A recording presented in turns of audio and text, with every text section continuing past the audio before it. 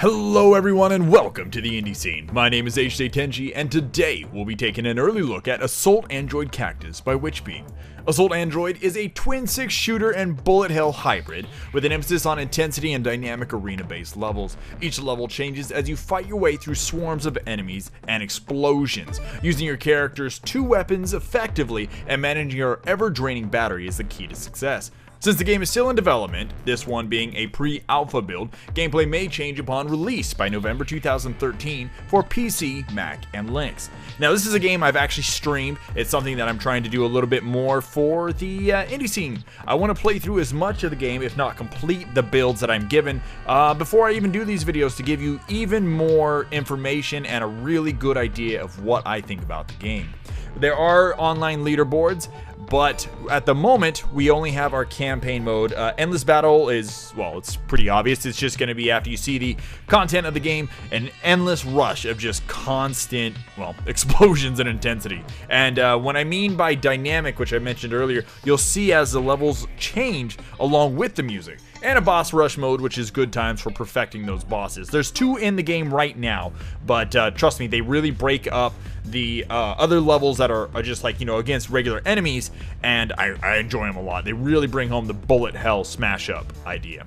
Now, Cactus is our main character. She has an assault gun for her main or primary weapon, and a secondary flamethrower. We have Holly, which is probably, I would say, for the people that are new to the game. The Seeker's actually homey to make it really easy. The Cannonball is extremely powerful. Lemon has a spread shot. She also has rockets as her secondary.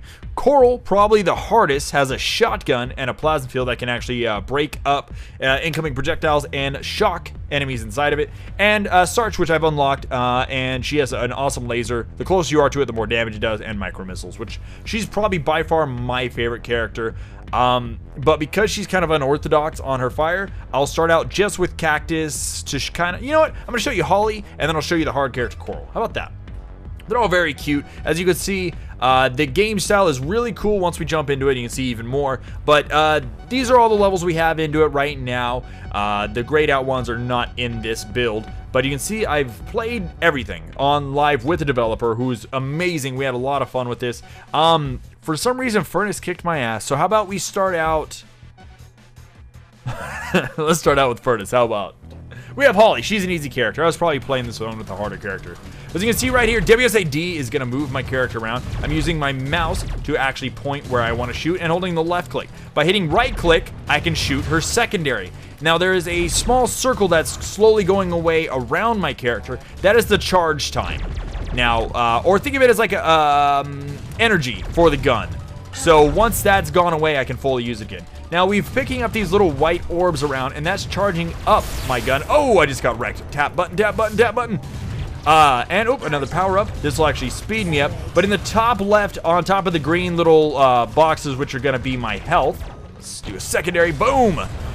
You'll see the white bar filling up as I pick up the white orbs. As that fills up, the main primary gun, which is her little Seeker shot, will actually fill up. Okay, now the battery in the top middle is almost down, so I need to grab that green pickup, and that is actually going to raise, oh, my battery up more, in the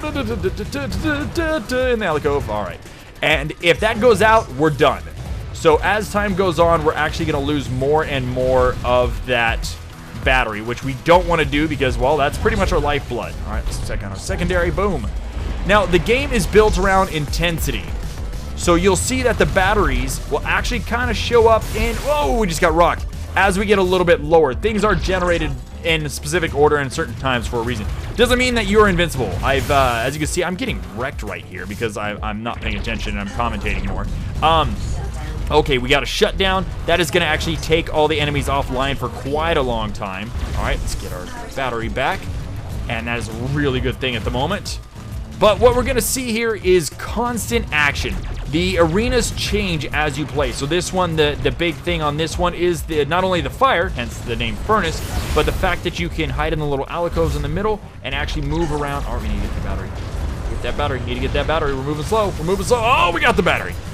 But I can actually move in the middle and not only protect myself against some of the incoming fire, but also the furnace itself that's going around. All right, we got the firepower upgrade. Oh, and we got rocked by that fire.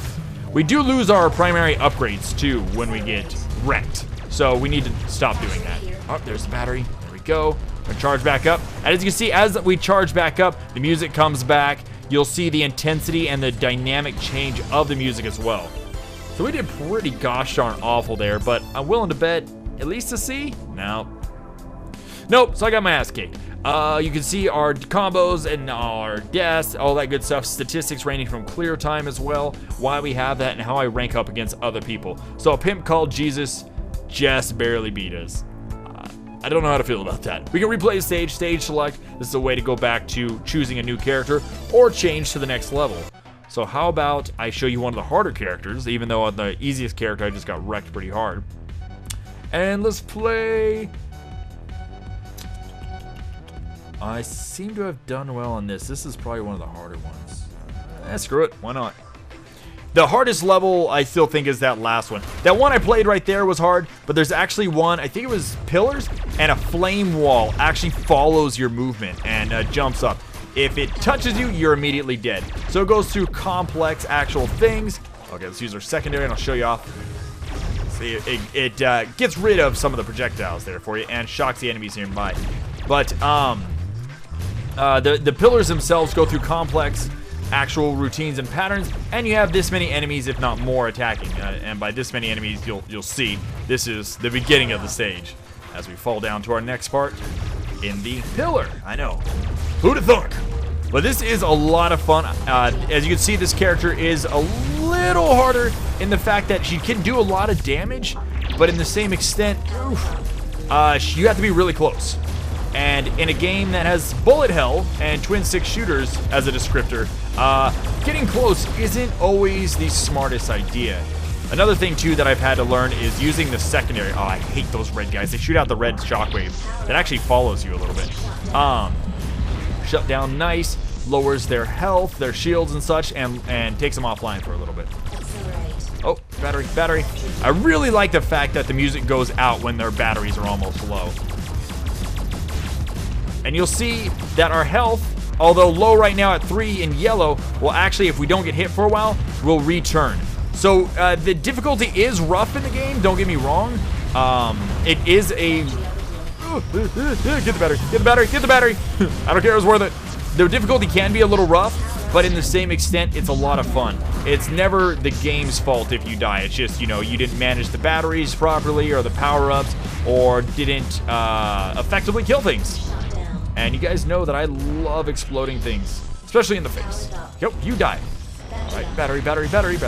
Nice thing too is that the batteries actually come to you. Same thing with the other power-ups, which is really nice. So not only do you have a health that can regenerate if you end up screwing up, and you will screw up, but you'll also be able to pick up the power-ups without, you know, pulling some crazy barrel rolls through like 50 enemies, which, as you can see, it did happen there a couple times. But I could have waited it out if it wasn't for the fact that my battery was so low. I really need to get my... Oh god, we are really low on health. So let's heal up a little bit. There we go. And we need to take out some enemies. Oh, or get wrecked ourselves. Come on, wake up. Wake up. Coral, I love you. There we go. I actually really like Coral. She's a lot of fun. She is probably the... Oh my god, as I get wrecked. Probably the hardest character to use, I'm being told. And I can understand once again why. You'll see like Holly had just seeker missiles, so I could just constantly move around without having to really engage too closely. Now the one thing too, and they were, I'm so dead. Oh, I'm so dead. And I got an A rating on that the first time I played. Sad. But the one thing about the game is it keeps you in the action. Unlike other twin stick shooters or smash 'em ups, I want to show off a boss. Is she the best for that? Probably not. Let's do it anyway. So this is gonna be a little interesting. It keeps you in the action. You have to run in and jump for those batteries, even though they will. Yes, starts to wave high. Even though the batteries will come to you, you need to make sure you get in there and get it too in the same extent. As you can see, a little story is being discussed.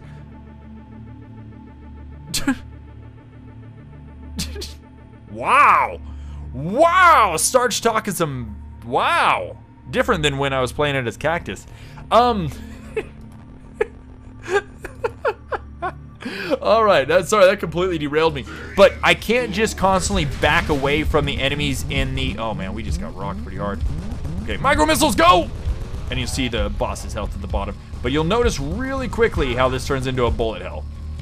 But, you can't just stay away from the enemies in this game. You have to get in and make sure you're picking up the power-ups and doing what you can to kick some ass, which I really, really like about it. A lot of twin stick shooters, you end up just holding back. Woo! Starch, you do some nasty damage when I'm in close. But you just back up and just stay away from everything shooting behind you. And it's like, all right, you know, there's not saying that that's not hard. Some twin stick shooters are ridiculously difficult. But this one makes you stay in the thick of things. And man, I am wrecking Embryo.